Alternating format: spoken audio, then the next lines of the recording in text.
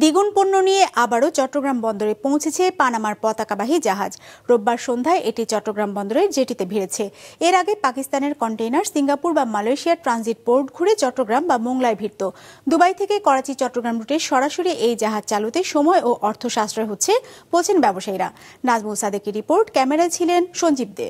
Double million offer, Walton fridge কিনে পেতে পারেন 20 লক্ষ টাকা, রয়েছে কোটি কোটি টাকার নিশ্চিত উপহার। পাকিস্তানের করাচি বন্দর থেকে পানামার পতাকাবাহী এমভি ইউয়ান জিয়াং ফা ঝাং জাহাজ দ্বিতীয়বারের মতো পণ্য নিয়ে ভিড়েছে চট্টগ্রাম বন্দরে। এর আগে এসেছিল 1 মাস আগে। দুবাই বন্দর থেকে ছেড়ে জাহাজটি করাচি বন্দর হয়ে এসেছে। নিয়ে এসেছে মার্বেল স্টোন, পোশাক শিল্পের কাঁচামাল, রাসায়নিক এবং আলোচিনির মতো ভোগ্যপণ্য।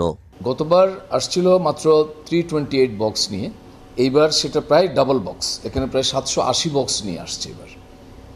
এবং এটা দুবাই থেকে কিছুটা লোড হয়েছে 105 বক্সের মতো, আর বাকিটা সবটাই করাচি থেকে প্রায় 675 বক্স। তো এর মধ্যে বেশিরভাগ পণ্য হচ্ছে বাংলাদেশের জন্য, যেমন soda ash, sugar, potato, garments accessories, এই সমস্ত পণ্যাদি আছে, লুব্রিক্যান্ট অয়েল আছে, মার্বেল স্টোন আছে। পাকিস্তান থেকে পণ্য নিয়ে আসার পথে আর কোনো বন্দর হয়ে না আসায় এই জাহাজ নিয়ে এত শোরগোল বলছেন কাস্টমস কর্মকর্তারা। তবে সব জাহাজকেই একই নিয়মে পরীক্ষা নিরীক্ষার মাধ্যমে পণ্য খালাস করতে হয় জানায় তারা।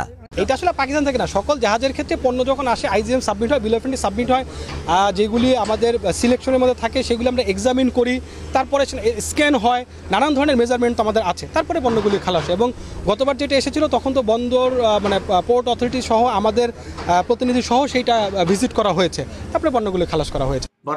করাচি রুটে জাহাজ চালুর পর দ্বিতীয়বারেই বেড়েছে পণ্য আমদানির হার। ব্যবসায়ীরা বলছেন দুবাই করাচি চট্টগ্রাম রুটে জাহাজ চালুতে সময় ও অর্থ সাশ্রয় হচ্ছে। এই রুট চালু হওয়ার ফলে আমাদের আমদানিকারকরা কম সময়ে এবং সাশ্রয়ী মূল্যে পণ্য আনতে পারবে এবং আমাদের রপ্তানির ক্ষেত্রেও বিশেষ করে চট্টগ্রাম বন্দর থেকে খালি কন্টেইনার নিয়ে যাওয়ার জন্য এই রুটের মাধ্যমে আমাদের বিশেষ করে জাহাজ কোম্পানিগুলো অনেক সুবিধা পাবে বলে আমরা মনে করছি।